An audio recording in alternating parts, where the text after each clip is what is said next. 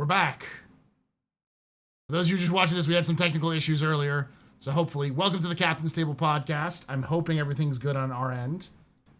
I'll let chat tell us if everything's going to go right or wrong here in a moment. But this is the 10th year of the Captain's Table podcast. I made the joke before that you know this has been a long time because 10 years ago when I started this podcast, I had less gray hair. I had mostly brown hair.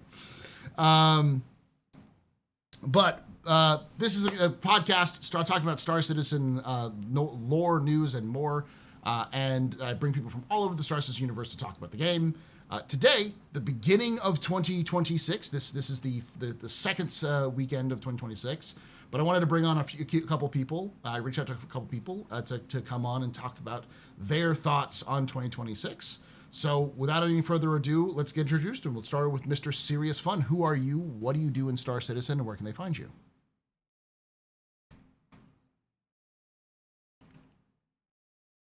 Oh, hold on. Now try that. Try that one more time. Because apparently I was muted for whatever reason. Yeah. Hi, can you hear me now? They can, I think. Outstanding. Greetings and salutations. How's everybody doing? I am Serious Fun. I am a co-producer of the Soul Citizens, which is not an org. It is a community. Griff reminds me to tell everybody that. I am a co-founder of the Quantum Vegas Experience.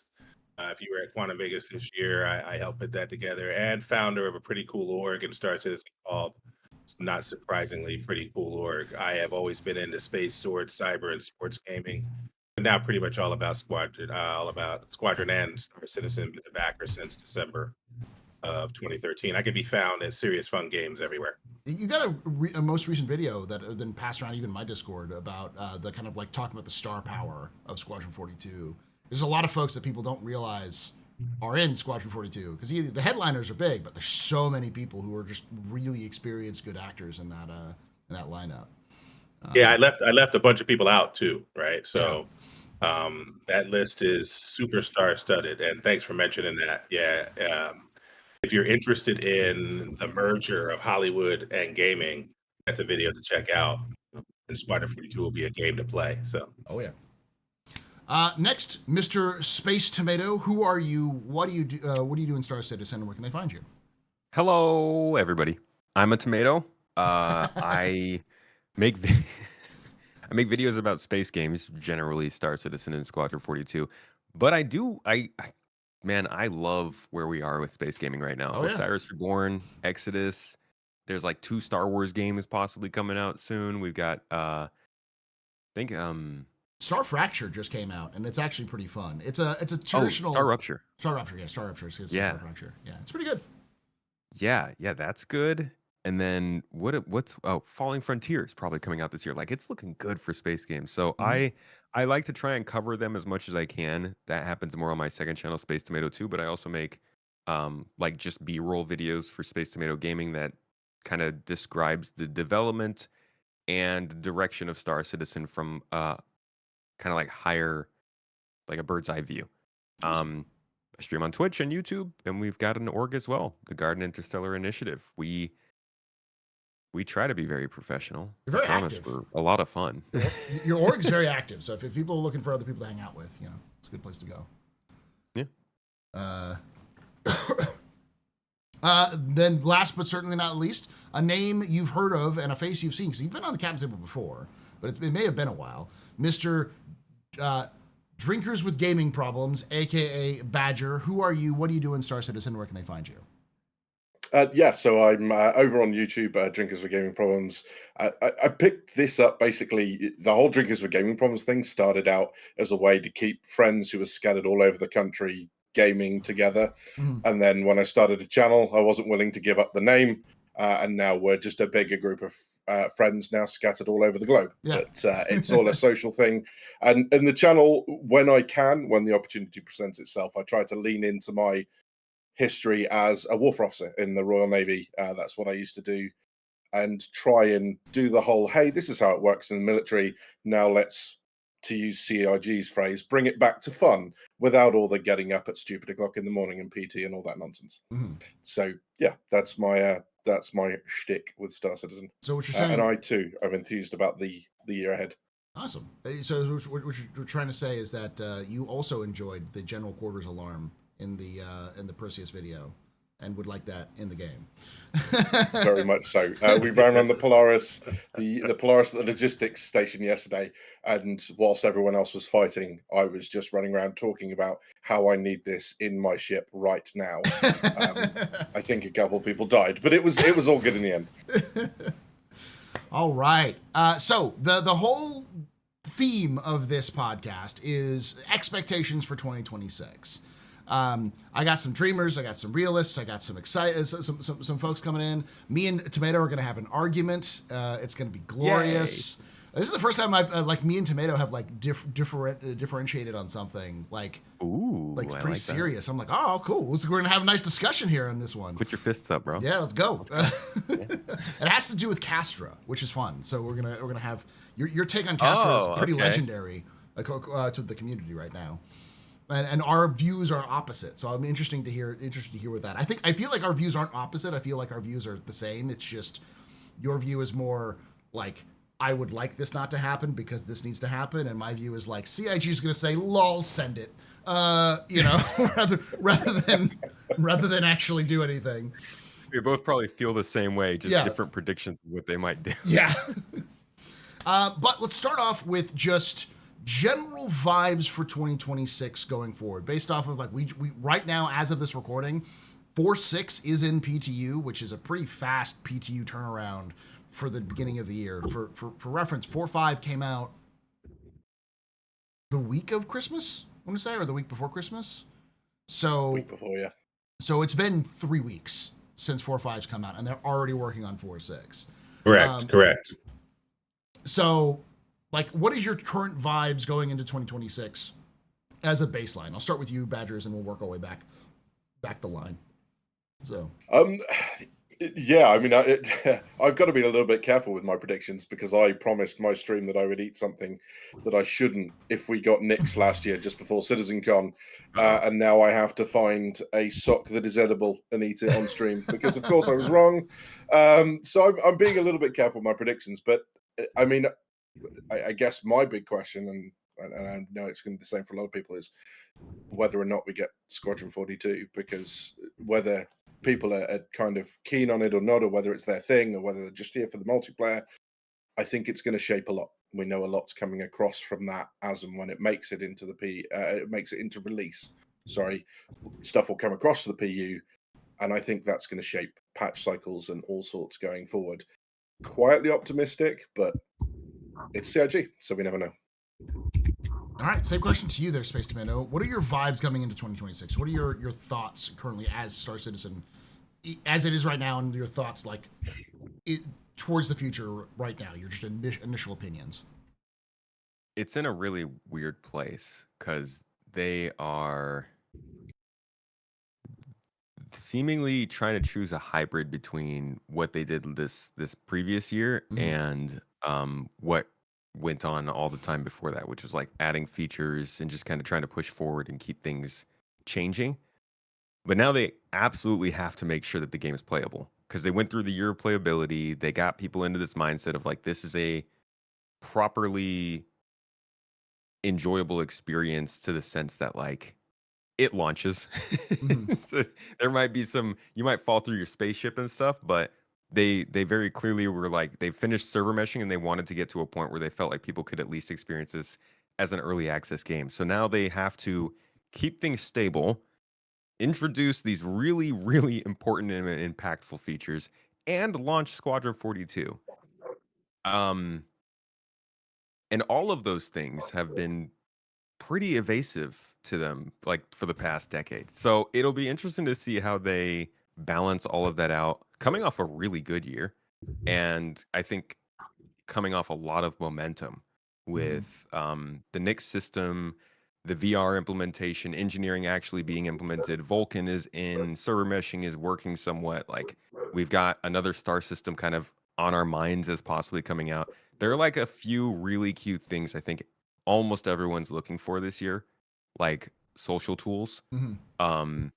That if they could nail those, I think it'll be a huge success. But it all comes down to Squadron. And it's just really high pressure, I think, for them right now. Like they've continued to just push things on and on and on and on, and now 2026, it doesn't feel like they can really push any further.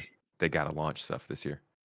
So we'll jump into the features and like gameplay and also Squadron. I think we're going to leave off with Squadron because I think that is the elephant in the room when it comes to 2026. As of this recording, there's not been any changes, though there has been some waffling a little bit here and there. Though that waffling was also stepped back a little bit. So just to keep it context for people who are watching this in like the end of 2026 as to where we were at the beginning of 2026.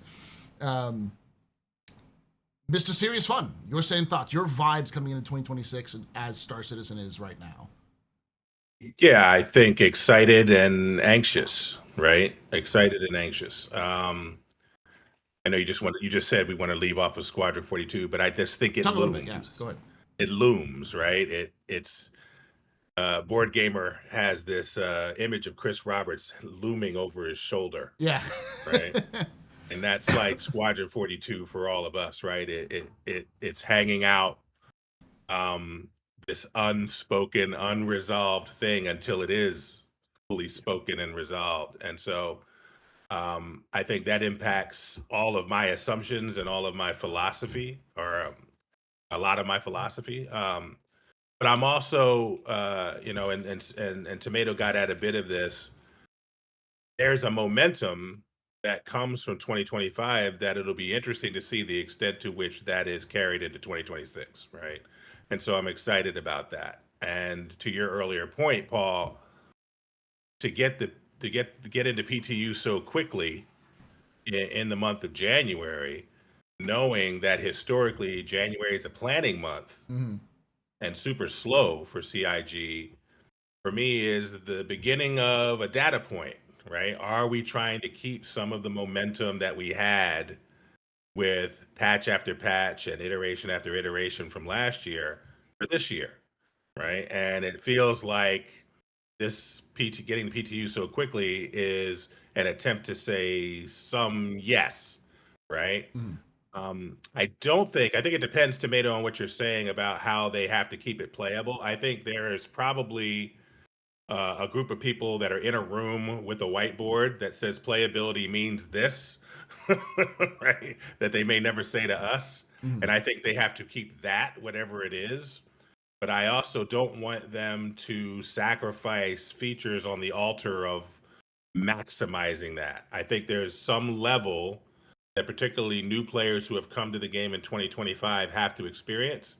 And so the vibe is generally excited, and anxious. I'm very interested in when Squadron 42 drops. I don't know if I felt it as strongly as you did, Paul, but I took as much note as you did of the rationale behind what Chris said in the letter for the chairman. Yeah.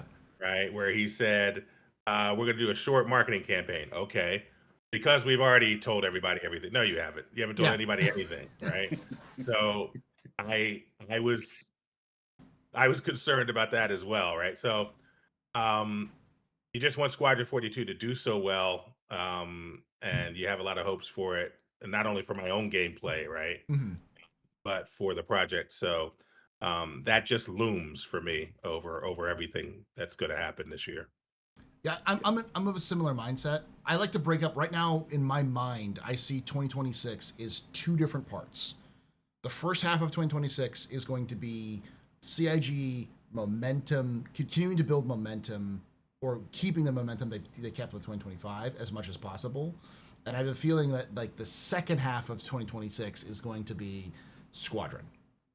Like Star Citizen starts to fall into the back angle. Squadron starts to take more of the front seat in terms of advertising and discussions and inside Star Citizens, and the return of the briefing room or whatever they were doing a long time ago, like that sort of stuff. Like those sorts of things will slowly come back in. That's my vibe currently, just because the other thing vibe is features. It seems like this is the year that CIG is like, okay, yeah, we figured out how to balance our playability with features. Here's all the features we need to put in so we can get all the other balances in. But we'll see. So, go ahead. So just thinking that so we're going to leave Squadron 42 to the side for the minute and talk primarily about Star Citizen. But I think Yeah.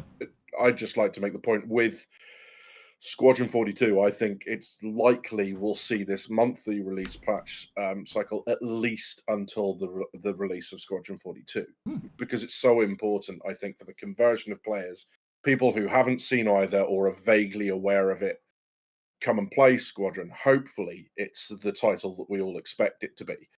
And you can imagine like them coming into the Star Citizen of the beginning of 2025, they would have been, what on earth is this and why am I involved in it? That would have been the nope, and they would have walked out. Whereas, you look at them, you talk about the vibe and stuff, the momentum they've built. They're not great at it historically. Someone in chat made that point, but they have made such momentum. You look at the beginning of 2025, there was no Hathor, there was no Stormbreaker, there was no ASD, there was no logistic stations. Remote asteroid bases were a dream and not a reality. And yet we have all these activities now.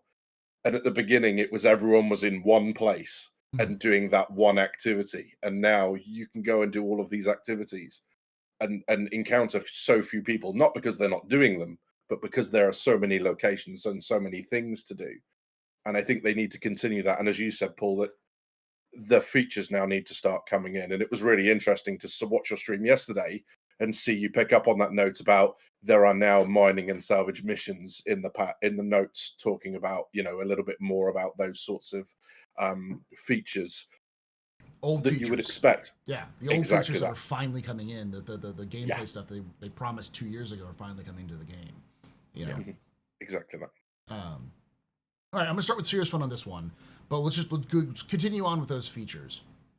We heard Chris say specifically in the monthly reports, and we've had other indications with the progress tracker that engineering, kind of like in continuing improvements to engineering and getting it above its current level, is a priority.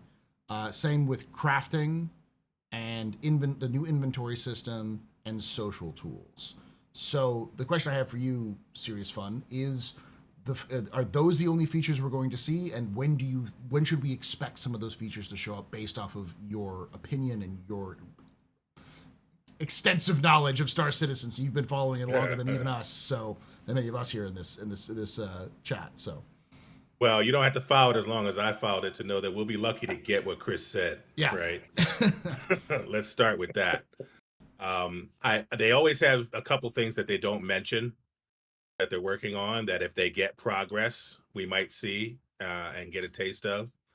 But I expect to see and hear about if you tie the letter to the chairman with Jared's submission that he wanted to do something different / more with SCL and ISC, I think you'll see though the things that he mentioned tied to the production and the content that we get and the insights we get from developers throughout at least the first part of the year, probably across the broad year, right?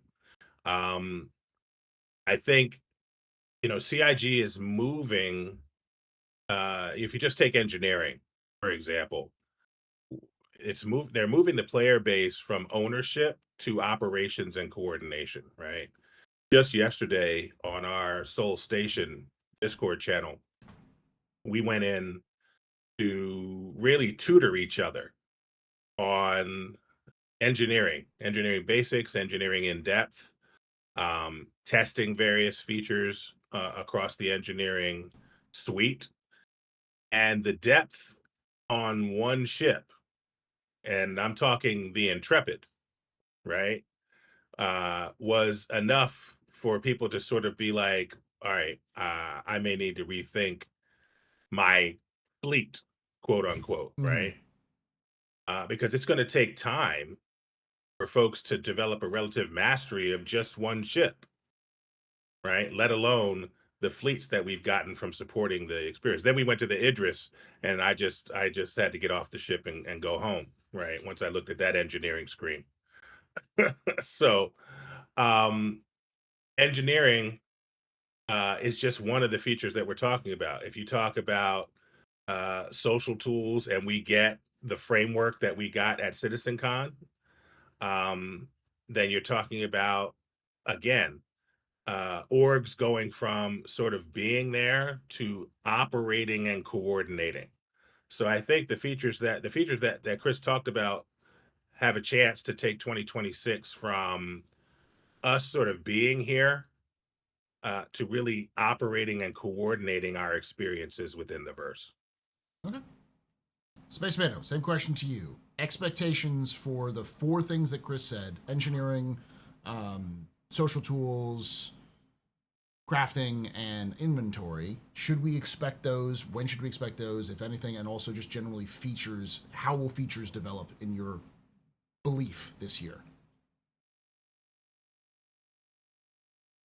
It's a weird year. I want to start with crafting and inventory because I feel like those are two pretty closely linked. I don't think we can get crafting without the new inventory. Okay. I think that their goal was to test both crafting and the new inventory in the preview channel in December, and they missed that. I think that we'll see the preview channel coming with crafting, and probably it will include the new inventory. Um, but crafting has so many knock-ons that I'm still not sure are included along with crafting. So one of the things that we've seen a ton of is material quality. And whenever we see quality, they show us these number values from like 200 up to 1,000. And I haven't seen anybody yet tell me whether or not I'm going to have 800 plus different types of iron in my inventory or like what the plan is with the quality levels. So there's there are clearly like things that are going to need to happen when it comes to material quality when crafting comes in, which means that minables are going to all have to be changed. Does that mean the entire game's rock scatter system is being upended and replaced?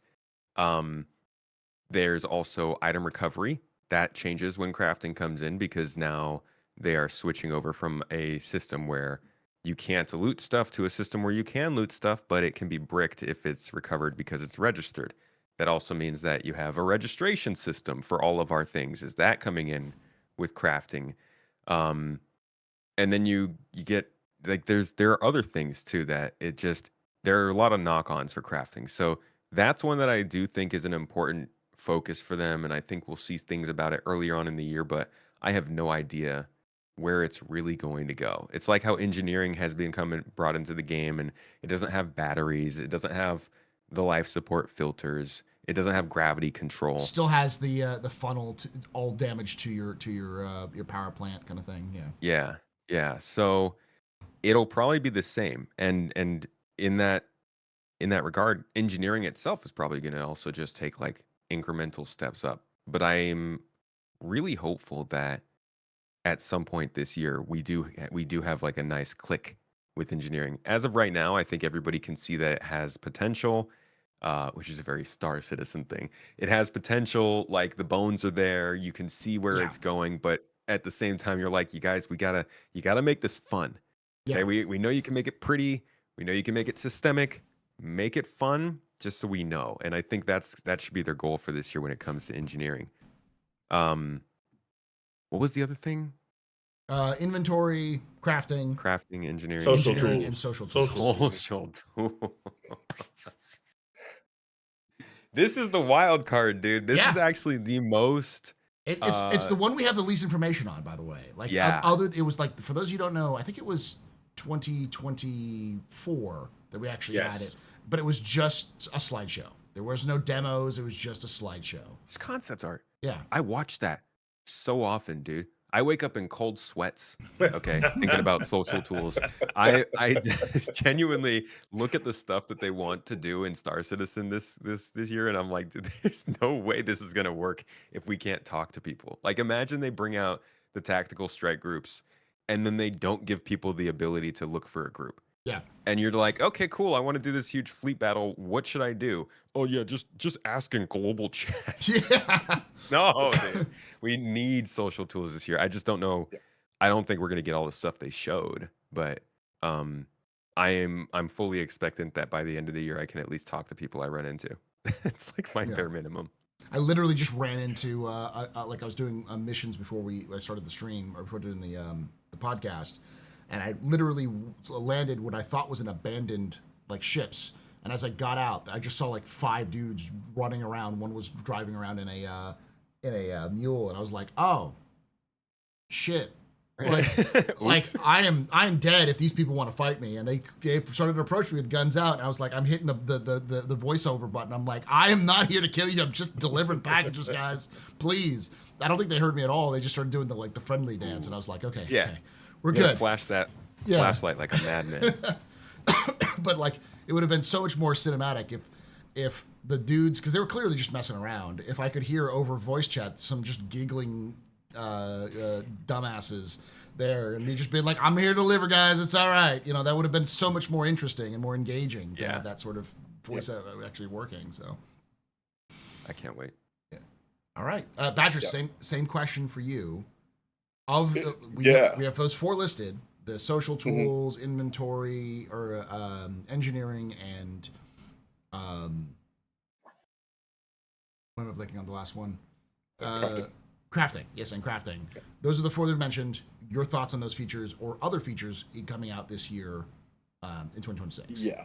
Well, I mean, hey, after I try not to follow Space Tomato when he's talking like that, because it's a tough act to follow, but I've got to stick with the social tools just for now. There's a lot of reason to be optimistic about the rate they're going to put stuff out, and also probably some reasons to be skeptic about the rate they're going to put stuff out. But I think the core of it, where we see this kind of tier 0, tier 1 implementation, I don't think that's going away anytime soon. So we're going to see the basics, I think, of MMO. Like we said, the text chat, the being able to, we've already got the run up and invite people to party. Hopefully we'll get some very basic voice framework. But you look, I mean, anyone who's tried to run a fully crewed Polaris and do a couple of things at the same time, like deal with some fires and deal with incoming fighters and launch something, knows that one voice channel is not sufficient, because you just end up screaming at each other, and a lot of things get said and nothing gets heard. So I think it's reasonable to think that they're aware of this, and maybe they've got plans for this in the future, whether it's in the same way that we can designate targets as the captain, being able to issue like, hey, there's a fire over here, and do that automatically without having to scream it into your mic over Discord or Guilded or whatever. Comms, exactly. Yeah. Chats all over it. But yeah, I think again, this kind of feeds into the massive conversion that hopefully we'll see from the single player. These systems need to be in. We are long in the tooth, and we've been putting up with this stuff for quite some time. We know every workaround in the book. The question is, why would the new guys and girls coming in bang their head against the same wall that we have for the last, lots of years? Yeah. And do that. So that they need these, at least the basics of space analysis, being able to run in and actually talk to people, being able to communicate when you run into an unknown without having to resort to the friendly dance would be perfect. And I think that extends to all of it. Engineering. My question for engineering is more of a question than an expectation, is, are they going to stay the course with making engineering an integral part of the game? Or just watching Spectrum, there is a lot of pushback. How dare you make it even tougher for me to solo crew my Idris? This is ridiculous. Why can't I fly this by myself? And I think, we can all see, as Space said, the potential with engineering. I don't think any of us want to see it become, kind of light version of itself, where it's not as, involved, and, it's got to be enjoyable, of course. But you'd hope that, 2 identical ships, identical loadouts, one crew really engaged with the engineering gameplay, and one crew couldn't give a monkeys about it. You would kind of hope that would be the deciding factor between the two, and the team that's really engaged with engineering and really switched on with it would be the one that would triumph in that situation, and 9 times out of 10 going forward.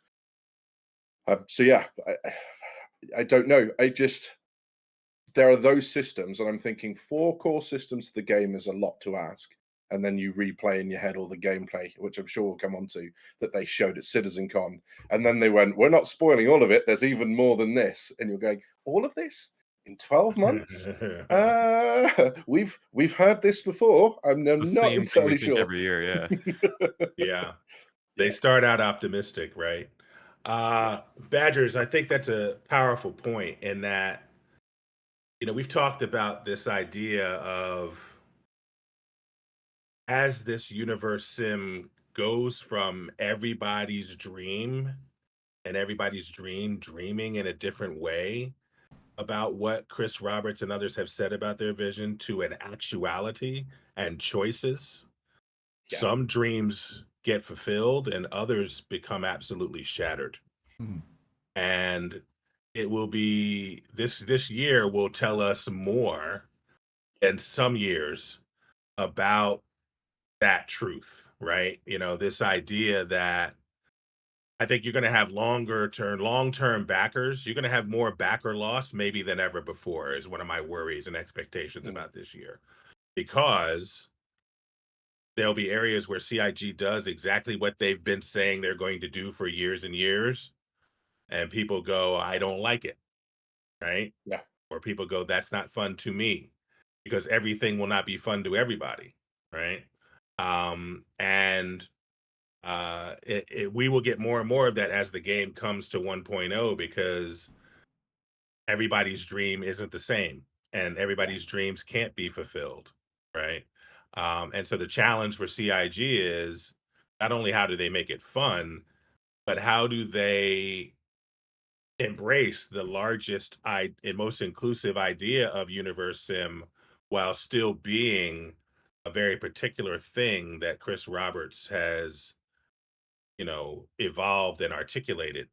Yeah. That's going to be a very interesting journey to be on with them. Mhm. And I don't want anybody to lose, right? Yeah. We want But as I many do people as think possible to play the game. That's why we do content exactly, even. So but not. I don't want that idea sacrifice depth on the altar of inclusivity either, right? To Badger's earlier point, Mhm. if you make every system simple, and every system interesting to my youngest son, right? It's not necessarily going to be interesting to me over the long term as a lifetime game, right? Yeah. And so there is a challenge there, and they make things simple in their introduction and have depth that matters over the long term with every system and every feature, even just the 4 that we've talked about for 2026. That would be a long road to hoe, right? So Mhm. Absolutely. yeah. So my thoughts on the features in general. I said this before. I like to be a little inflammatory so that people can get mad at me. So Hot space opinion. Let's hot go. space opinion. I like to call this the half-ass citizen approach, where it's going to feel like CIG is half-assing features, where they're just kind of like engineering, like they had to get that baby in before the deadline, so they just huffed it through, and they're like, all right, anything that doesn't work, we're just going to simplify it so that it fixes all the problems we have, and we'll figure out the problems later, which is why engineering is still on the roadmap, and they'll continue to work on it over time. And then have Thorsten tell us more's coming later. Yeah. And I feel like that's what we're probably going to see with crafting. It's probably going to see with social tools. It's probably going to see with inventory. All this stuff is going to be put in because they want to have a good baseline to insert it into the back end to make it work, and then they'll iterate it as they go along. The key of that, the very, very important key of that, is that CIG historically has been bad at iteration. There's only 2 cases where they've been decent at it, which is mining and salvage. Every other time they've introduced new gameplay or new features, they've usually let it rot, and then they have to go back and replace it. I would say the multi-tool is another place where they did a decent job. Yeah, multi-tools have gotten better at it. They have been getting better at it as they go along, but I'm sure a lot of that is also finding a pattern, finding a pace.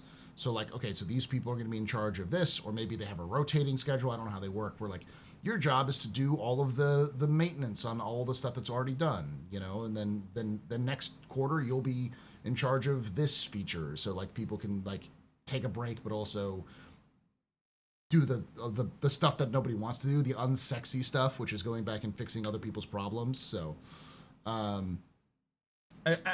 is my vibe with features right now, is that I feel like CIG is going to get a lot of those out there because A, it's important for gameplay, and B, I feel like a lot of that stuff is important so that Star Citizen's in a somewhat stable and future-proof, like base level state for when Squadron comes out, so that when people hop into Star Citizen, they don't go, "Oh, this is the game I'm playing," and then they introduce full engineering, and they go, "What the hell is this?" You know, it's they expecting new eyes to come to Star Citizen.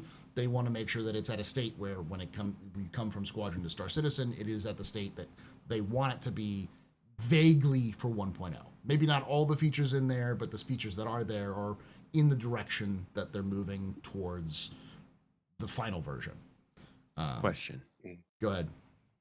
Do you think that they ever didn't do that, where they just drop things in? I mean, you kind of hinted Yeah, at it, they like did. they've never been the best at They iteration. did Yeah? that all the time. Are you kidding me? Like that was one of the No. big Do you think they did the opposite? Like they actually dropped stuff in and then like worked on it and progressed? Do you Oh, feel yeah. like they're just doing more of the same? No, they've done that in the past. They did that with mining. Mining was their big one they did, and then more recently it was salvage. Like those two features really got a lot of work when they first came in, and they continued to develop because I talked with the communities. It was I think Thorsten was in charge of both of those, and it's just how Thorsten is. He just very much that kind of like, I'm gonna look at the feedback and then do that. And they did a little bit of that with economy, but they have a bad habit of a lot of the other things they add, like medical, where they just kind of let it go. Like they put in medical and then they just sort of said this is fine and moved along. They did tweak it a little bit initially just so that people weren't as mad, but I don't think they've tweaked it much at all in the last couple of years. Actually, I think it was only like the first year that they tweaked it. And to your point, it's usually more the gameplay. Well, they'll add a new gameplay and then like drop it. Like, what is it called? Docking. Docking is a great point, but that's more of a feature than any gameplay. There's the proto Hathor and all those other kind of sandbox activities. Ghost Hollow. Ghost Hollow, you know. What Ghost Hollow still exists, like the location still exists, you just can't do any of it. Not to mention like the Black Kite missions, and there's so many other things that like they've just sort of they put them in there as a feature for the patch. It was for the patch trailer, and then they just sort of forgot it existed and never did any maintenance on him to keep it going. Yeah, well, forward. I think their return to Siege of Orison indicates they're aware of some of that. Yes. Right.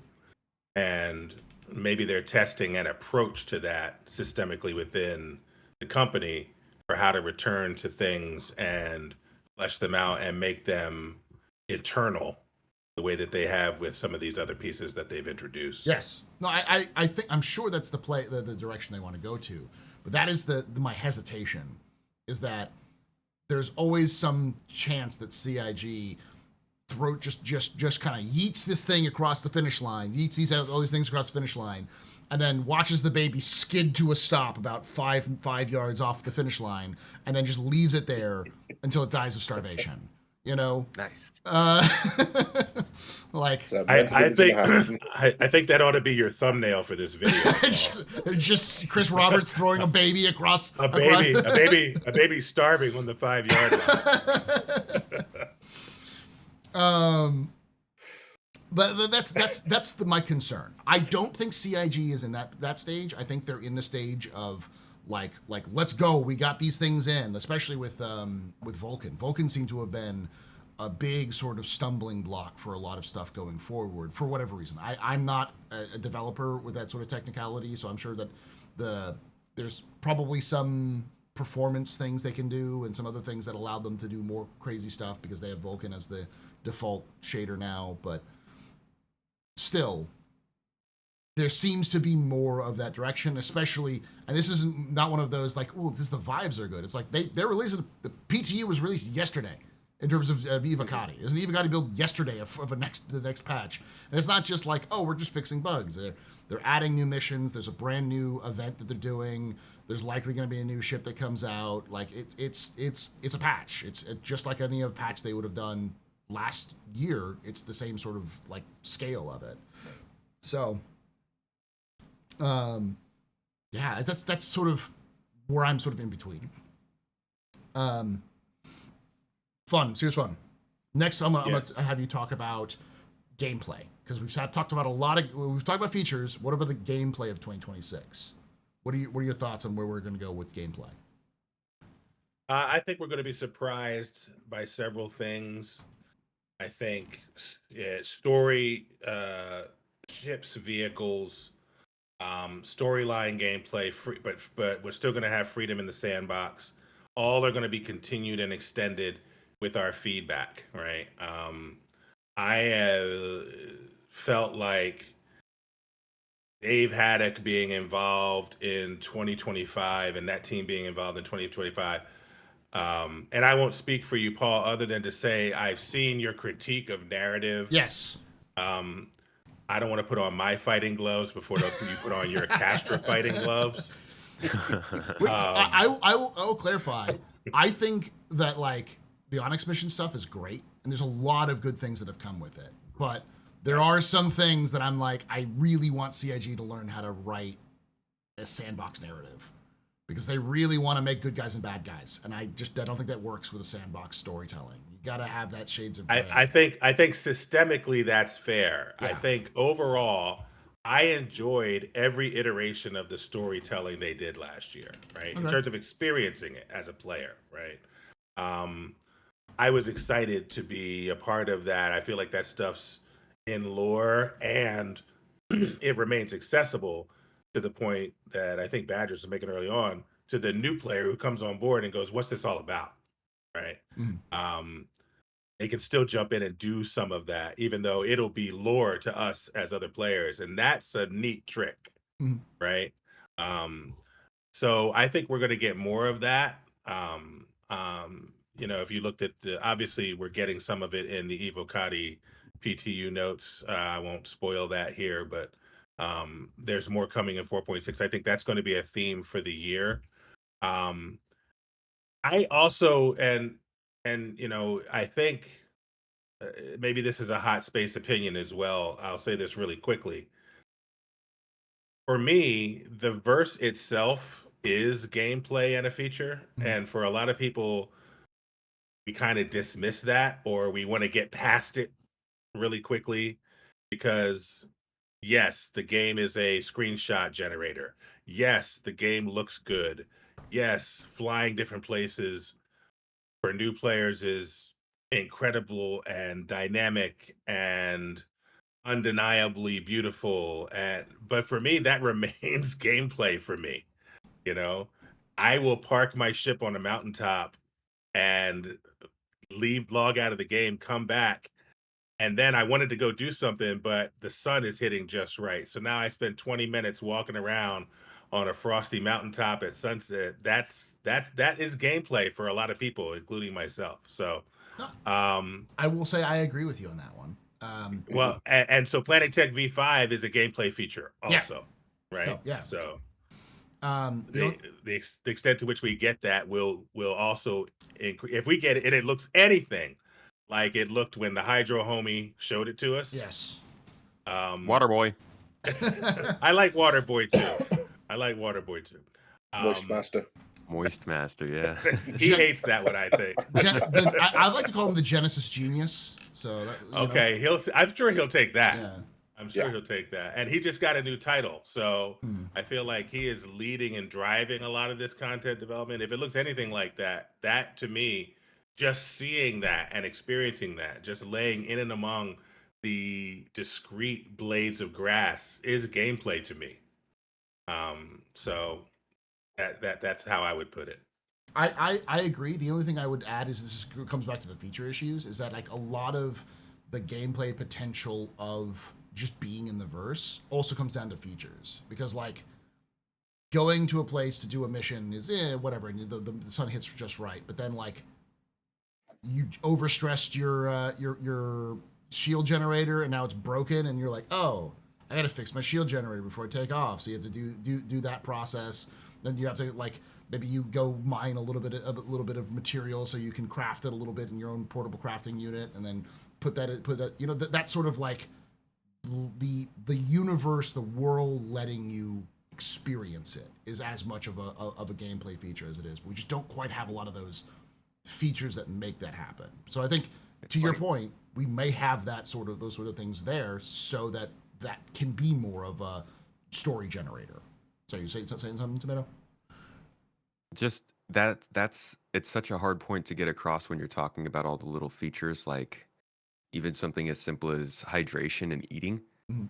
It adds into the journey that you're on. The ultimate, take Death Stranding. Death Stranding is a game. The main point of that game is literally just to walk across the country. And if you explain to somebody, hey, here's a video game about walking across the country, nobody's gonna want to play it. But like, there are so many things that happen that complicate that and add things into it that make it interesting, that like any little mission could be, yeah, just deliver this to that place. But if you can trust somebody to write a good story and write complications and write systems that can impact that outside of the mission that you're actually on, then it makes the whole game so much more interesting. And that's exactly, I think, what Serious Fun is talking about. Like, just being in that environment is good enough. It reminds I me mean, of a walk across the country with a baby in a bottle. You know, yeah. it's not unlike a baby on the 5-yard line. Absolutely. I was going to say, there was a interesting, when the first Dune movie came out, I remember seeing a video of a guy who was playing Star Citizen who immediately decided he wanted to go to Daymar because it was Star Citizen's version of Dune. And so it was just him going to Daymar, being like, this is like Dune, look at all the cool stuff.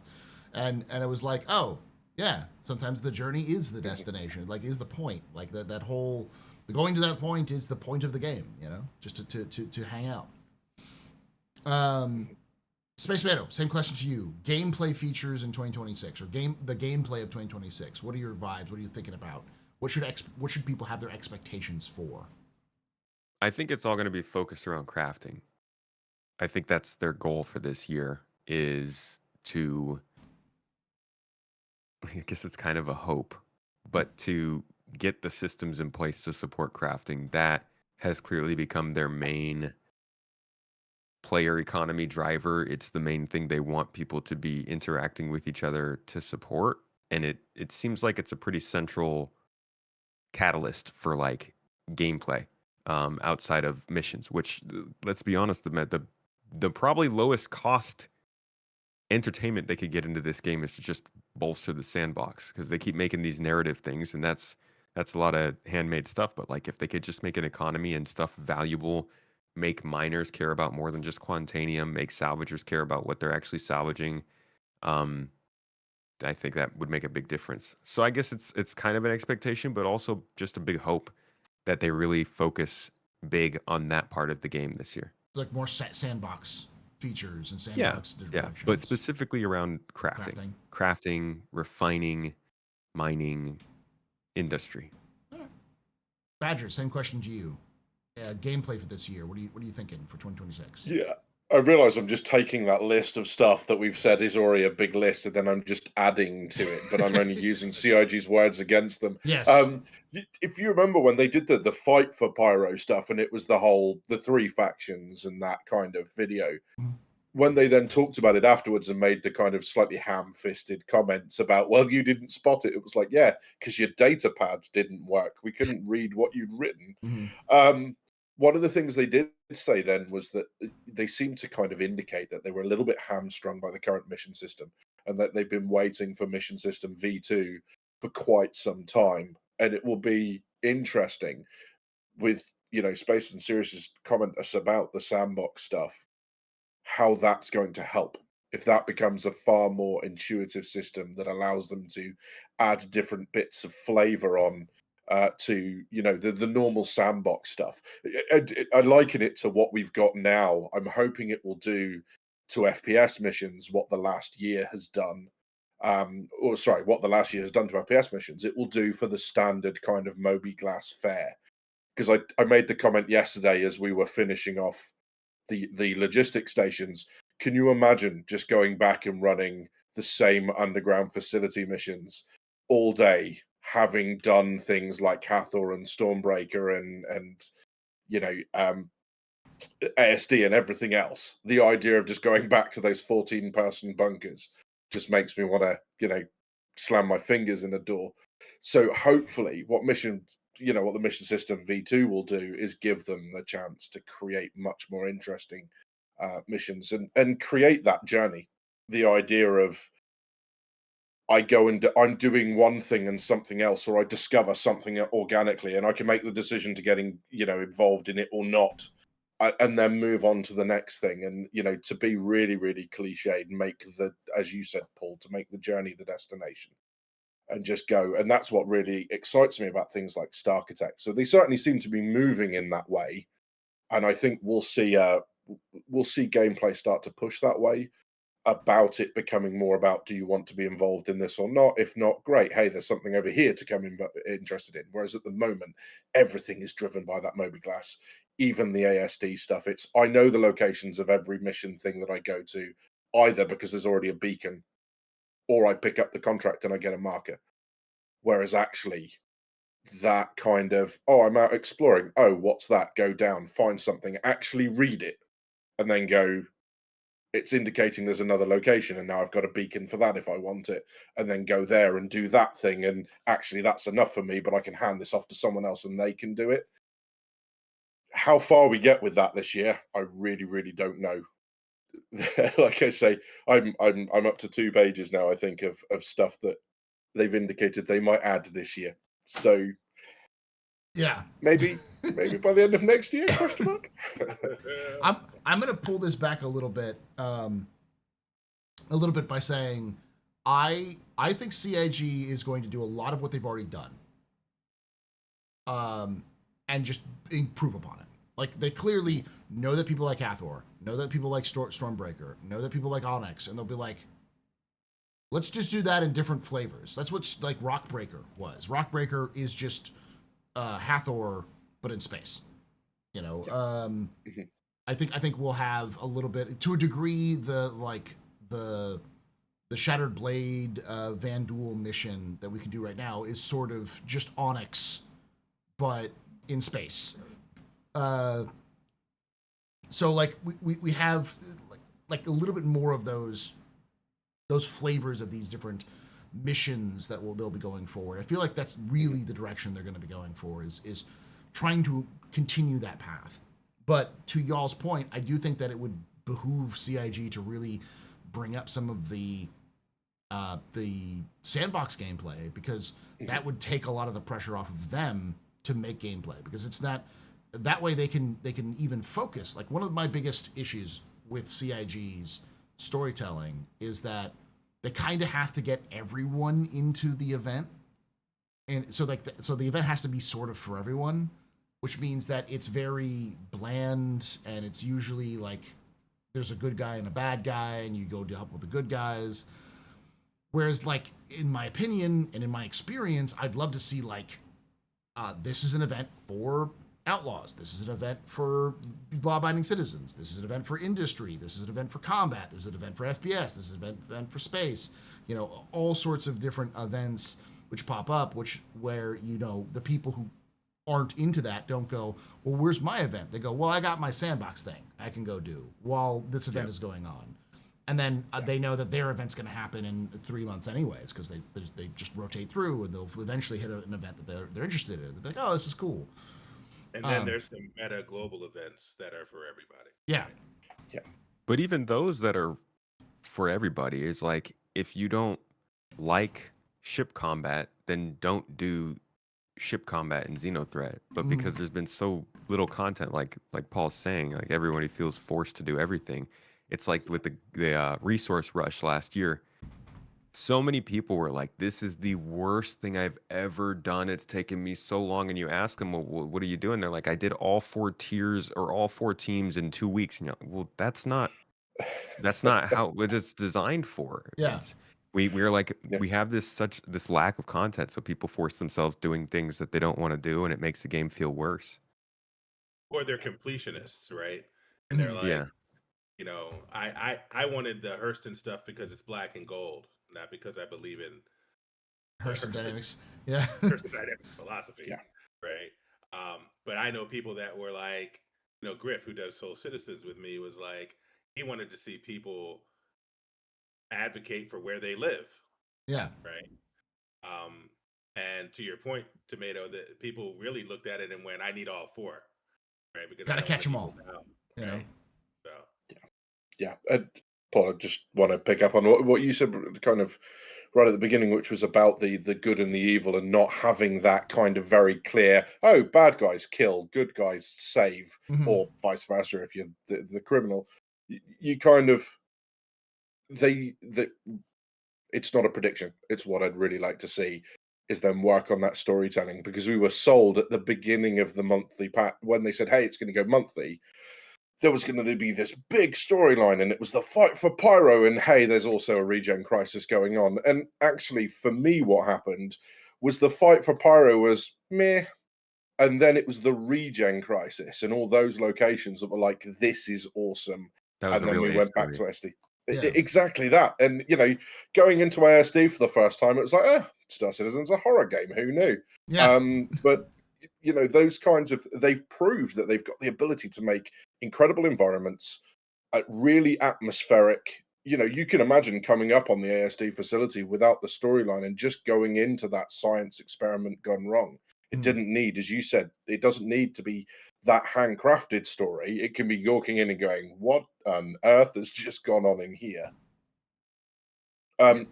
So they're able to do it. I just hope that, like you say, they do it in the right way, and also give me a reason to sympathize with almost every faction. Of course, you still want you want the Reaver-esque real bad guys, nobody likes them. Yeah. But for everyone else, give me a reason to pause before I pull the trigger, because that then extends to the players. Good guys, bad guys, pull the trigger or don't, then extends to players. Where if everything's do I want to shoot them? I know I'm supposed to feel some sort of, I guess, sympathy given the Amelia comments when she was shouting over the comms. Sorry, Paul. No, you're right. I was about to bring that up. Amelia.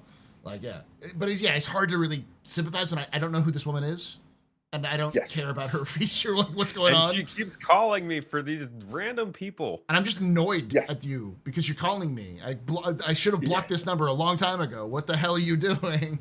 Had that come from like a disgruntled group of ex-veterans who felt like they were abandoned, they were treated really badly, there was a point that made them snap, that was my friend and they tried really hard and you've just killed them, would make me feel guilty. But when the person I've just killed is a complete psychopath with no redeeming qualities, whinging about your friend that I've just killed, I'm like, Yeah. Right. Okay. And there are did the lead henchman at Siege of Orison bother you the same way? Because when you killed his lieutenants on the way to him, he did the same thing, right? Yeah, but I was gonna say that felt like a classic shonen anime trope. Like they're beating the lieutenants up, getting up to the big bad guy. It's like that feels like a classic. I'm getting stronger as I beat each of these versions. And then like the thing that fell short on was that each of the lieutenants needed a gimmick. They needed their own little thing you had to get around. So it's a classic sort of video game feel. It's okay to have bad guys like the Ninetales, but when it's nothing but the Ninetales everywhere, it goes. There should be some nuance, And that's with me for the gameplay general is I would love to see CIG in the moving forward emphasize what they're good at, but also start to experiment with new ideas. So like one of the things we haven't talked about, which I really hope it comes in, is reputation, because they did mention it in a trailing end of the monthly reports. I've been trying to stay away. They mentioned that they're working on the reputation system, and that is my hopium. That is my copium. That is like inject that into my veins right now, please. Like I almost put that as high as social tools in terms of importance into the game. Without reputation, it becomes so difficult. Do you care, Paul, that there's reputation, or do you want consequence? I want both. Reputation, right? Because if you have a reputation, let's say with the People's Alliance and Intersect, that's interesting in and of itself. But more interesting is when you go to Levski, something different happens in the wild lines of NPCs for you Mhm. than it does for other people. You get different missions, you get a different experience in that space because of your reputation, right? You gain access to different people or you lose access to certain people. It's the results of reputation that we want, Actions having right? consequences. Yeah. Right. Yeah. And that I think is why we don't have it yet, right? Because that is super hard to do, Yeah. right? And to build out in such a way that's also sustainable. And with every new thing you put in, you have to remember what that means for your reputation system. I worry, and I don't want to say this in front of Space Tomato. I don't want to traumatize him. Careful, I, man. I worry that reputation is the endeavor of features. I feel like it's going to come after everything else comes because then everything else is in place for them to build it around.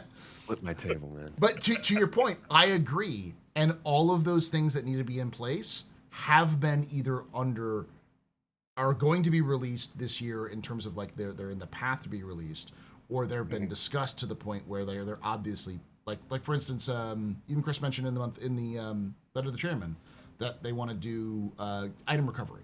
Like item recovery is a huge part of reputation because the idea being like there's got to be a consequence to your actions. So you item recovery is part of the insurance system, which is likely connected to things like hanger fees and like that's all persistence stuff as well.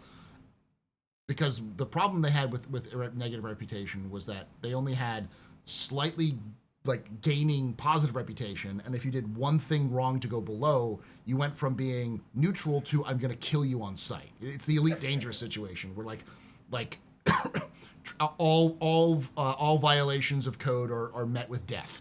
Like death is the only answer to your you trespassed, kill you. You are moving slightly above the speed limit, time to die. And that doesn't make an interesting experience. We need the whole like I show up and nobody likes me because I just so happen to have a negative reputation with this one faction where they control this area, but they don't necessarily want to kill me. They're just like, you're a jerk. We don't want to be around you. That experience of, oh, maybe I shouldn't have taken that mission to assassinate that one guy. Now everyone's sort of mad at me for this. Yeah, they threw some cold water on that last year in that narrative Star Citizen Live. Yeah, which I'm hoping they pull back a little bit because it seemed like that was more of a limitation of the reputation system rather than a decision on that. And that's my hopium. Again, that's my I will inject that into my veins is to keep myself going. Is like I really hope that negative reputation thing was just Crossing my fingers. we are limited with what we have, not we are completely changing the philosophy of the game. So yeah, absolutely. Well, I mean, I really love Serious Fun's. Sorry, seriously, I really love your answer about are you wanting reputation or consequence. It's a computer. There's going to be math in there somewhere of a reputation where you do stuff and it goes up. What I don't want is World of Warcraft in Star Citizen, where I have a bar with a number and I do X, Y number of times to go up to the next thing so I can buy the stuff to do the next thing. mm. You want that kind of, even if it's just things like NPCs intentionally shoulder barging you because they don't like you, that kind of feeling of that sort of stuff. Because I think the very simple systems kind of don't bode well, and nothing has turned me off games quicker than being able to tell you precisely how many times I need to fulfill a contract to get to the next thing. Reputation should be a result of your actions in game, not the driving force and the math of, hey, I can get this ground out in 2 evenings because that's how long it's going to take me to do it. It should be like, oh, I've done some really fun activities. And oh, look, I'm getting a discount. Or, oh, look, I'm getting XYZ, whatever it is. And I think that nuance will also be... 100%. Sorry, sir. I'm just shaking my head agreeing with you. Keep going. Yeah. This is gospel. Because I think this links, it's not direct because we're not talking about reputation, but I think this idea of it not just being like yes or no, absolute or not, kill on sight or, celebrate as a hero, really speaks to decent criminal gameplay. Mm. criminal gameplay should be exactly the same as lawful gameplay in degrees. You should have just as many options. You should have just as many things. A criminal should be able to be the kind of Firefly crew that just hate the UEE and have no problem with everyone else that isn't working for the UEE and isn't enforcing the UEE's laws, all the way down to the murder hobo. I'm going to find it, kill it, and steal its stuff. Mm. And there should be the absolute spectrum in criminal orgs. Some of them should be against murder. You know, not every group of criminals in the real world just go, hey, just kill anyone that gets in your way, because that attracts a lot of attention. You know, you're not stealing alcohol from supermarkets and killing everyone that gets in your way. Yeah, but it's still a criminal activity. And Dave Haddock said when he went on stage, we want to get you away from your Moby Glass and we want to get you interacting with people. Mm. And so, to your point, Badgers, if I am not looking at my Moby Glass for whether I'm at reputation level 9.5, but I am in the world and the world that you've built is telling me my reputation, I think that's a much more sustainable experience, right? Than 100%. the math game of, how many boxes do I need to run for criminal X in environment Y before I get the access to the new space over here with the dragon, right? Well, I Versus, think like, if I walk up to the criminal mastermind and I'm not let in, I don't have the reputation to get in yet. I got to go figure out how to get it. And then one day I'm let in, right? I go figure out that I'm let in. And now it's because I've done enough things and the world has told me. And then it's a whole different experience, I think. Sorry, you were going to say something, Tomato. no, I was just gonna say it sounds like you guys probably want the math-based situation because there's got to be some sort of number in the background that Yes. decides what's happening. You just don't want that information presented to the players, like in a straightforward kind of way. Number go up sort of way. So yeah, because I see a lot of chats saying like, well, that's stupid. And it's like, well, you can do it if it's passive. It's basically, and as someone said, there's a lot of single player games that do that. It's like you're the hero of Kvatch. The sort of like passive. Fable was famous for doing that as well, where you get different interactions as you're around it. It's a little harder to do it in multiplayer games, but you can still do it. It's just like you can walk up to the bouncer and the bouncer's like, no. But then one day you walk up to the bouncer and the bouncer's like, oh yeah, you go ahead, kind of thing. And I do think that they had an idea somewhere around that with like the mission givers, because the mission givers can easily be those tiers. Like when you reach that point where you're like, oh, you're going to go up to the next reputation level, the mission giver goes, hey, you've been doing some good work. We want to talk. Let's have you do something. And then you go do something big for them. And then you feel like you find you're getting better missions with more payouts and that kind of thing. Or you're getting access to the faction store and that kind of stuff. More diegetic, less in your face sort of thing. Yeah. Right. Exactly. The thing that I think it becomes a challenge when it comes to reputation in this game, and this is something I was wondering when they were getting closer to 4.0 with the hostility they were talking about bringing in. Lo and behold, they never actually ended up tackling this issue. But I always wondered if you were going to have, say, a mission assigned at a, let's say Ninetales was holding down a distribution center, so it's their space. And you get a mission to go in and take these people out because you have a certain reputation with another group who wants to attack them. What happens if you get boarded and joined by your friend who has good reputation with Ninetales? Are they able to take that contract from you? Are they blocked from that contract? And if so, what happens to your ship when you fly to that location? Do they shoot at your ship? Do they wait until he gets off your ship to shoot at him? Does that hurt your reputation that you're with them? A lot of these questions might not matter, but I do feel like these are the kinds of weird edge cases that come from doing a system like this in a multiplayer game, and the amount of weird possibilities that I didn't think of, that's just one option, is a little daunting. I think far from not mattering, I think that's gameplay, right? When Skywalker and Solo dress up as stormtroopers, right? They infiltrate, right? So if I have a bad reputation with Ninetales and I get out of the cockpit and go sit in the lunchroom or whatever of my Zeus, and somebody with a great reputation with Ninetales does, and the ATC system that does that check sees that it's him, I can now infiltrate that space because he had great reputation. That's us thinking. That's CIG rewarding gameplay, us thinking through the gameplay. So I would want that type of thing in the game. I do think it complicates, right? But So I much. would, yeah, I would like, when you talk about edge cases, some of these edge cases are really central gameplay experiences in a game like Star Citizen, right?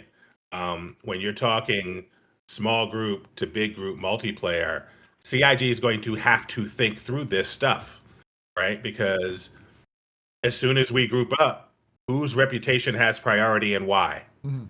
Yeah. right? Do you want that to be on the basis of the group or the situation or both, right? They're going to have to think through all that. I'm not saying it's easy, but like you said, it's gameplay. That's not a problem. It's an opportunity Right. to do cool stuff. So to put this on a big tangent there. That's for me to say that like part of, even though it's a feature, I feel like reputation is an important part of gameplay, and I would love to see it. I don't think we're going to see reputation this year. I would be overjoyed to hear the reputation system has been put in, but we'll see about that one. We're gonna last two. We're gonna talk about a new systems because we've talked about features, gameplay. Let's talk about Castra, and then we'll talk about Squadron 42. So, Badgers, your thoughts? Are we going to see Castra this year? Oh, you're going to make me eat another sock, aren't you? I mean, they Well, come I in mean, pairs. if They you're come in if, if you're in between, if you're like I don't know, then that's fine. Like, cause yeah. as you said, like you weren't expecting Nyx, and Nyx managed to come out. I wasn't expecting Nyx, and Nyx came out. So That's it. I mean, serious fun, mate. I appreciate you bailing me out there, mate. But do I look like someone who only eats one out of a 2-pack?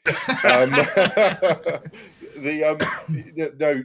I mean, so when I said no to Nyx, I'd imagined it like Pyro, and I'm not. This isn't me trying to save myself, although it kind of is as well. I wasn't. When I said no to Nyx, I said no to Nyx as a complete system. Yeah. What I wasn't expecting, because they hadn't done it before, other than with Stanton, was to give us like an incomplete system when they're adding it to the game when we already have stuff. So if someone had said, "Hey, do you think we just get Levski?" They probably would have got the same answer, but it would have been, I would have hesitated a lot more before going, "Nah, no way." Castra, I mean, I don't know how much we've got. 3 planets, one is a gas giant, or 2 planets, one is a gas giant left in No. in Nyx. Oh, and Nyx, yeah. 2, There's yeah. 3 So planets. we got, One's a gas giant. One's a Yeah. Venusian planet, and one's Nyx 1. So that's right, and then the kind of paradise planet or something like that. I mean, I guess it's possible, but for the sake of the other sock in that pack that definitely didn't get eaten with the first one, then I don't know. I don't think. I think it might be the first thing we get maybe next year, 2027, but Okay. I doubt it for 26. I just like I've run out of space on the page that says stuff they're adding next year, Yeah. so I can't write it down. Therefore, Tomato, let's hear your talk. Eh, You did a video on this, didn't you? yeah. and a could rant. release I it. thought I saw a rant on this as well. It could happen. It could happen like Nyx happened. I just really, really don't think it should. On one hand, we do need a high security system. We don't have one yet. Mhm. And if reputation for some reason, if everything does end up remedying itself this year and like world peace finds us and we have no problems going forward, cancer's all gone, like maybe we will see a full Castra released. But all right, sorry, maybe we'll see reputation come into the game this Yeah. year. In which case, yeah, high security system would be super, super helpful to even just make the contrast of like even Stanton is a little more dangerous than you'd expect. But I don't think they should. And I don't think what they've done has set themselves up to release Castra. They have so much work to do on all of the systems that are already in the game. and I know they could add another system in just to make that progress, but like that's another 3 servers per shard. Mhm. It's more money that you're spending for something that I don't know. Is it really going to add that much when you could just keep adding? Like they don't even have to say we're working on Castra missions. They can just keep working on contracts and stuff in Nyx and Stanton that can be rewritten with different factions to be in Castra. So I also don't believe the idea that you have to bring the system in incomplete to then fill it out over time. That's a hype thing with Nyx, and I think it works for Nyx, but with Castra, I think Yeah. it's like a different place. Just pump your brakes a little bit. All right. Serious fun. Do we see Castro next year? I appreciate the opinions that we've gotten so far. I would characterize them as hemming and hawing. Okay. Uh, But no, I will 100%. We're getting Castro at the end of the year. Okay. Mark the tape. I will not make a sock bet. Yeah. You can't say 100% and not make the sock bet, man. Because the universe likes to clown around. But I believe we're going to get Castra. I think we're going to get Cascom and Sherman Mhm. with Castra as the start. And I will go further with a hot space opinion. I feel like we're going to see our first Xi'an NPC as well. Yeah, it's near the border. Does that make sense? And so they won't do what Wicklow does. They'll do something else, Mhm. but it'll be similar to Wicklow's implementation, right? You won't be able to stand next to the Banu. But we will see and experience our first Xi'an NPC with Castra as well. All right. And this is only after we see one in Squadron 42. I'm going to go on and on with my predictions. But yeah, Castra at the end of the year, just Sherman and Cascom and Sherman, and our first Xi'an NPC there as well.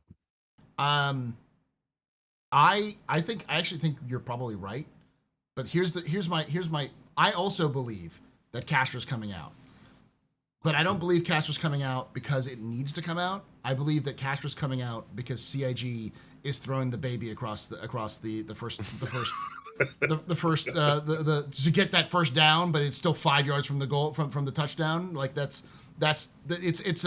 we need to hit these milestones. We're going to hit these milestones, or we're going to keep moving and hitting those milestones because we want to make sure they're there, because that means a lot more to publicity and to like funding to say we did 2 systems. We did another system this year. Then we have 4 systems. We almost have our total 5 systems. We got all these other features in. We got all this gameplay in. Look how awesome we are. That's it doesn't feel like it's going to happen because it has to happen or because they want to happen, but because it's a number they want to check off. It's a box they're checking off. It'd be nice to be like, we're putting out a star system every year. Yeah. When they hit 1.0, they're like, we've been putting out a star system every year, year. so we're going to keep going. Yeah. It's that kind of thing, right? It's also like an internal like buff tool. Like we've been releasing systems every year for since like 2024. You know, every year we've released a new system. We're not stopping now. You know, we keep going. One a year will be 100 years. Well, there's only 95 to go. Yeah. Well, They're not going to hit 100 systems. I think they will, but it'll be. I think that a lot of those systems are going to be like Nyx. We're like, well, they'll release the system, and it's like, we'll get the planets later. We'll get the important parts later. You just get this now. There are several systems that don't even have planets, right? Like one Right. system's just a black hole. Yeah. Right. Exactly. There's Null, or there's Min, which is just a gas giant with moons. You know, there's one system that's just a dust disk around a star. And then you have planets like systems like Banshee, which is like a pulsar, but its only landing zone is underground. So it's more of a resource system than it is a gameplay system. You like as you go along, like Toe Hill is very similar. There's one landing zone, but it's mostly empty because it's a border system with the Xi'an. But I do think that a lot of this is going to be because CIG wants to show off dynamic meshing. So if they get dynamic meshing, Castra's coming in because they want to do the dynamic meshing so they can say, we're only using 10 servers and we have 4 systems, you know? And then we have 1,200 players playing on the same shard. Because Chris like mentioned some of that stuff in the letter to the chairman. Like, these are the goals for the next year, and I was like, all right, yeah. So I can see where he's going, what he's trying to do, based off of his other letters he's done and how those that turned out, and based off of what they're currently working on. So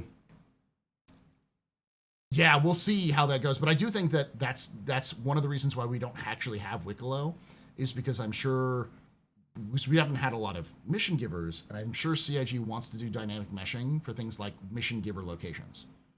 Like, Tecia Pacheco is built in such a perfect place where you could easily do a mission giver like a gate where you walk through to do maybe a little bit of a cutscene or a little bit of a moment where you can just talk with her, where it's going to be completely instanced away from everybody else. Because I have nightmares in MMOs about the lines, people queuing up to be able to get please God, to get quests from important people, and I'm sure CIG doesn't want that, and that's an easy. Wait, that actually happens in MMOs? It happens, especially in the beginning, the very launch. There was was it New World? There was some. Wait, there was. I'm sorry. Go ahead. There was some recent one where like the entirety of like the beginning starter mission was only one NPC, so everyone lined up evenly so that they could go talk to the starter NPC. It became a joke because they were like, hey, back in the line, buddy. We're in a queue. All right, let's do it one at a time. But I would have thought all these games were already instancing all this. I thought Star Citizen was literally looking like archaic because they hadn't been talking about doing that. No, I just jumped into Ashes of Creation, for example, which talks a little bit about server mesh, and in that starter area, you have some folks you need to talk to in order to get started, and the lines are long, or the crowd. You've got to make your way through the crowd to get close enough to be able to press F. Yeah. Right. So yeah. And it raises some other interesting possibilities, this instancing and the NPCs, because they're talking about when they bring instancing in, having ones that remember your progress and you'll come back in at different stages. That also answers the question of they talked about you being able to kill anyone you want. Mm-hmm. And it's like, well, hang on a second. If one person goes up and shoots Twitch in the back of the head, like what happens to the rest of us? It's like, well, that's a really easy answer. That person now is not eligible for any of the Twitch admissions. And when they go into their own personal Twitch instance, she's not there anymore, and all her guards are really upset with that individual. So there's that possibility, I guess, as well. I don't know what the tech behind that would look like, but I was also going to guess it's an option. Also, just like you can't kill them because they're in a area where you can't pull out weapons because they restrict your ability to even do that. I think that's one of the simple solutions. It's like why don't so you can actually go talk to Wicklow in person as a full creature. Mm-hmm. But you can't put weapons in because he's like, put your weapon in the box before you come in through the door. So you have to to even get through the door, you got to put your weapon there. Then he opens up and he talks with you, that kind of thing. I think like a lot of what we're seeing, what we're missing from stuff that CIG has talked about for a very long time ago is mission givers. And I think the instancing and dynamic meshing is such a huge part of why Castra will be released, is that if they get it done, Castra's coming out. Why? Because they want to show off the tech. Because they want to check that box and be like, look, we got 2,000 people inside this shard, and we only have 10 servers, and it's look, we got a brand new system. Look how good everything runs. That kind of stuff. So, All right. Where's the take, dude? I hope that does happen. Hey, man, I hope Castra does come out. I just. No, I get you. Give us something with it. I think you and I are both in agreement. Like, I also know that there's nothing you're just gonna go to Castra, but like that's kind of gameplay, just showing up and hanging out in Castra. But it's like, I would like more, please, for a system that's super important in terms of the storytelling, and it's the first secure system, so it should feel different. But like, I'm gonna step off for 2 seconds, but I'm gonna start with serious fun on this one. Since you also did the video recently on that, and you said yourself you were looking for Squadron 2026. Your thoughts? I'll be right back. Getting out just in time there, Paul. Just You making are. his escape. This is like when Jared dropped that question of master modes to John and Rich and then left. And then left, right? Yeah, and then he left. And then So for me, I have a lot of theories about what's going to happen this year. I believe that you ever see one of those big red stamps? We're going to put a big red stamp on Citizen Con, bam, and underneath it we're going to write Squadron Con. And I think we're going to get a Squadron Con Direct in October, so that everybody can be at home when they drop it. And Squadron 42 will release at Squadron Con Direct. As a result, I think the marketing will go from Invictus to Squadron Con. So I think the short frame of marketing that Chris Roberts talked about will run from May to October. I think they'll announce deluxe editions of Squadron 42 at Gamescom in August and Cologne, Germany. And there is a stretch goal, if you all recall, of something called Behind Enemy Lines. And Behind Enemy Lines was supposed to be Squadron 42 DLC. I think Behind Enemy Lines will be the demo that'll go out to stretch goal folks first, and then broadly in September, a month before the game drops. Of course, like most demos, it'll be an older version. It'll have a couple bugs. People will criticize it, and they'll say this isn't the same old version as we have for the game that's coming out in October. But that's how it'll drop. So my theory is Squadron Con Direct in October, marketing from Invictus to Squadron Con, an announcement of deluxe editions that you'll have the game will be $69.99. They'll have a deluxe edition for $99.99. Yeah. And then they'll have a $800 one with a life-size Van Duel, Yeah. that you can get. And then the last thing I said, Paul, was the Behind Enemy Lines stretch goal will now be a demo that'll go out to stretch goal folks first, but then broadly be available in September. Okay. I like the idea. I've been a I big. thought Behind Enemy Lines was chapter 2. It is, but the idea. I thought in the stretch goals they named it as DLC. They originally named it as DLC, but then they changed it because when they decided to break it up into 3 different stories, or 3 different chapters, they said anybody who backed it before up to the Behind Enemy Lines level would get access to the second game for free. Okay. So okay, but that would still make sense. It's like, that's like the earliest of the early backers for those that sort of thing. So yeah. Tomat, your thoughts? Squadron 42 next year or this year? I say next year. It's January. Squadron 42. It is. Yeah, I think we'll see it by next year. Yeah. Yeah. Wait, Paul, what do you know that we don't? Hang on. Right. Is this a Freudian slip? No, he said it so smoothly.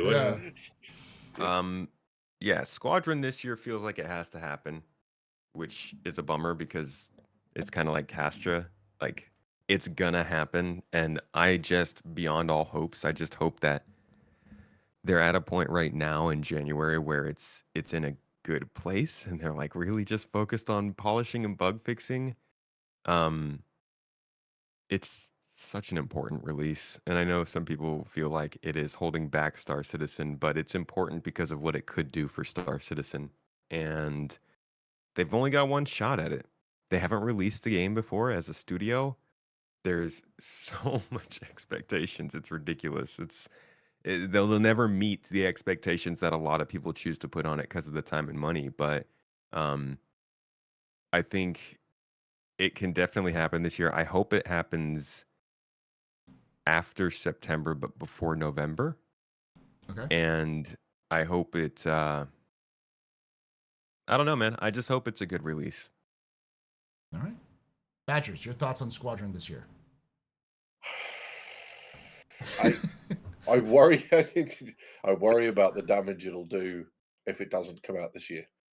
Oh my I think god! there have been so many delays and that sort of stuff, and the fact that we all know that the Star Citizen is literally going to be it'll be done when it's done and not before. It's still got the website, still got the 2026 banner on it. So I mean, I hope so. I really do hope so.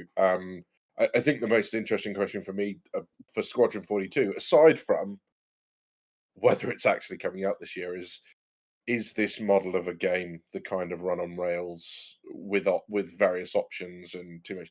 Is that still a game that people will find? Is that still something that can contend for Game of the Year this far on? When you look at games, single player games like The Witcher and all those other games of here's a bunch of problems, solve them as you will. Mm.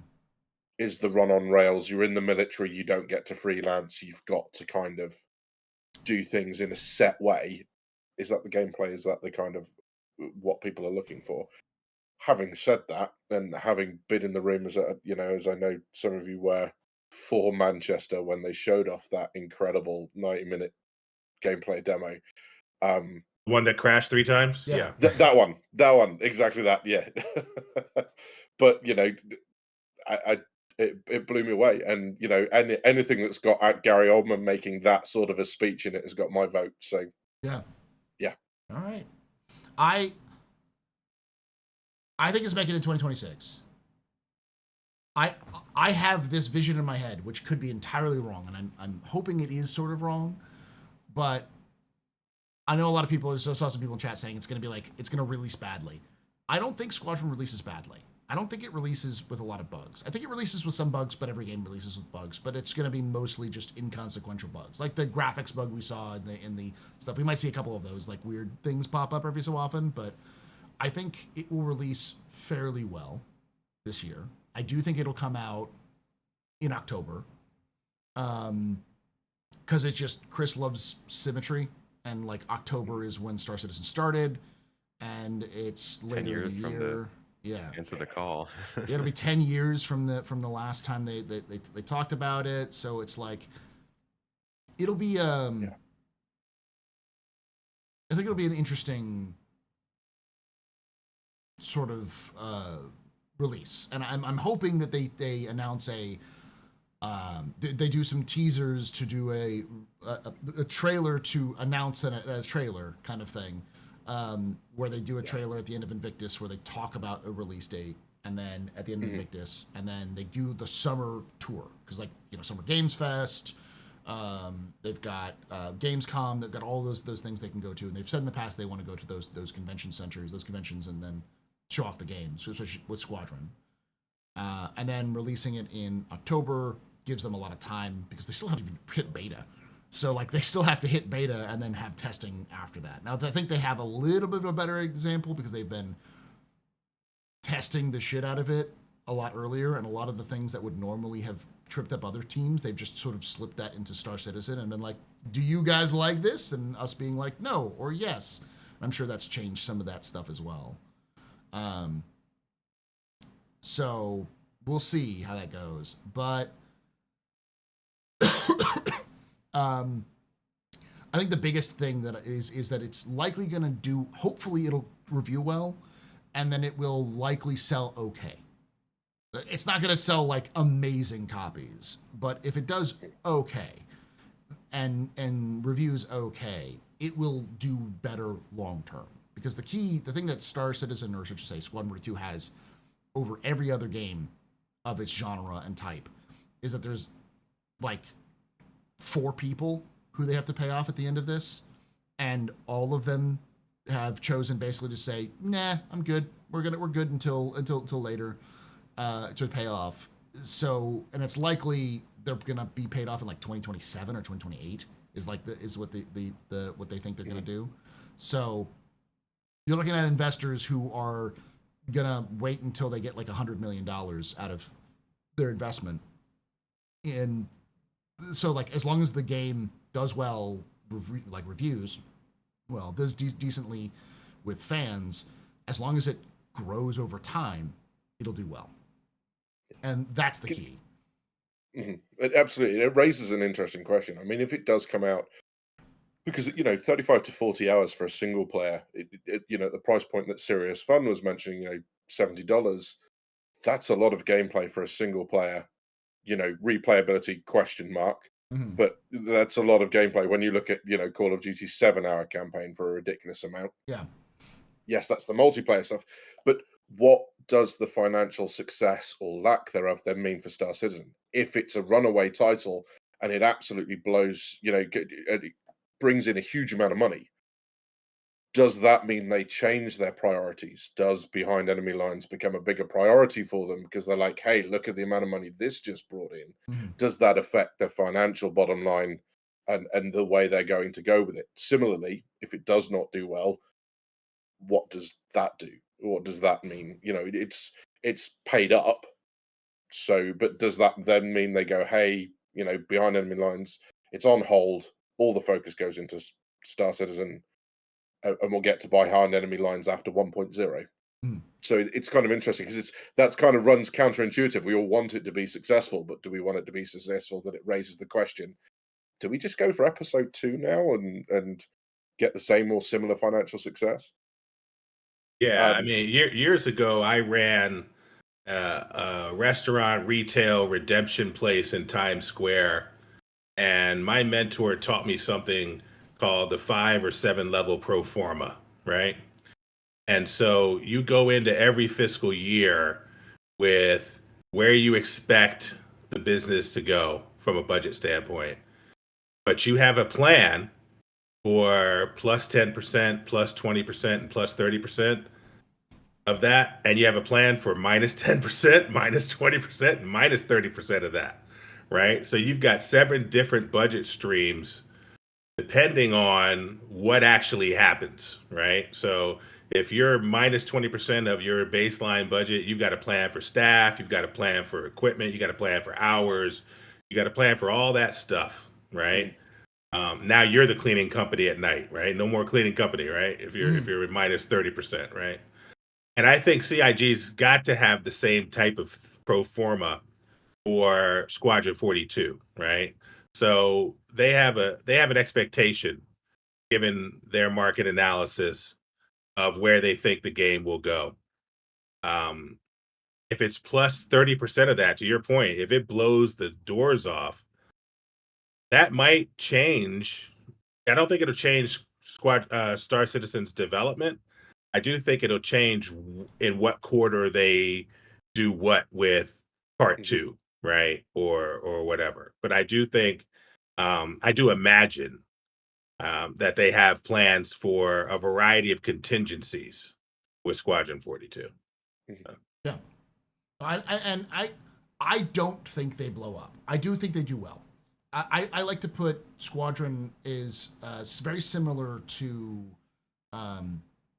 he's like he was the Kojima of his time before Kojima blew up in the late 90s, early 2000s. Like Chris Roberts was like, when gaming was much smaller, he was like a rock star. I remember hearing Gaming for ants. Stories from people complaining that Chris Roberts ruined gaming for them because like developers were like, the EA was not greenlighting anything that wasn't a Chris Roberts style like epic event, and they were just like, Chris, I can't just do my game because Chris made his fucking major popcorn game, and now I can't do my own fucking fun game, kind of thing. Whenever I say that, people lose their minds because people are just like he's not Kojima. Like, guys, he's very similar. They both wanted to be movie directors, and they both had that sort of impact. It's just like Kojima's influences were like grindhouse films, and Chris Roberts' influences were all old science fiction films. It's just, that's the difference. So I think I compare it. I wouldn't compare it to Kojima necessarily because Kojima's got a lot of other things. I'd actually compare it to like the Ace Combat games, where like it's a flight game. It's a similar flight game. It's a niche game. It has a niche audience that people enjoy, but it did pretty well. The last one, Ace Combat 7, is the best selling they've ever had. But we're talking like, oh gosh, it was like 8 million, 9 million over the course of 4 years. So we're not talking about like Call of Duty. We're not talking World of Warcraft. We're not talking major, huge. But we're talking like millions of copies sold over multiple years, and that was Ace Combat 7 with an established reputation. So even if it gets like a couple of million sales over the course of 2 years or 3 years, I think it'll do okay. If there's a million over that. there are games that are smaller or less impactful in gaming who have sold that amount in about the same amount of time. And if there's Wing Commander DNA Yeah. in Squadron 42, then there's some things that we might expect, right? Yeah. Wing Commander had multiple endings, Yeah. right? Wing Commander had, especially when it went to full motion video, it had these stars with these incredibly emotive moments, right? And so the same way that Cyberpunk had this long tail, because you just kept seeing videos of now it's the fifth ending that people have discovered, and it's Yeah. the sixth ending that people have discovered, Yeah. right? There's an opportunity for Squadron 42 to have some of that long tail in that way as well. So Yeah. All right, that's our discussion. That's our expectations for 2026. It's a little bit of a long one, but we're gonna take a few minutes break to go use the restroom, get something to drink, and we'll come back answering your questions. But before we go, make sure to check out Serious Fun. It's Serious Fun on YouTube, right? at Serious Fun Games, YouTube, Twitch, Blue Sky, TikTok, Sudo, even Twitter. Yeah, there you go. And then we've got Space Tomato everywhere, YouTube, Twitch, and Badgers. Where can they find you? Drinkers with Gaming Problems on YouTube. Not the long list of places of serious fun. I'm kind of hiding in a corner of YouTube. If you find me, just be careful. There's only one way in, one way out. So.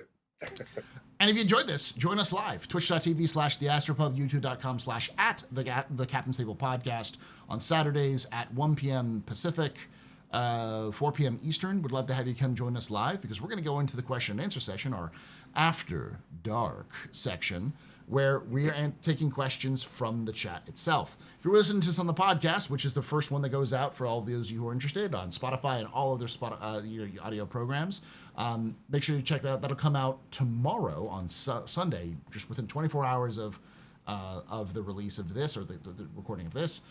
So you can get those wonderful dulcet tones, but it'll be the entire podcast crunched together, because Spotify doesn't mind a 4-hour podcast audio listening experience, whereas YouTube does not like 4-hour videos of podcasts. So, with that being said, thank you for watching. Thank you for hanging out. And like I say every time, hope to see you someday in the black.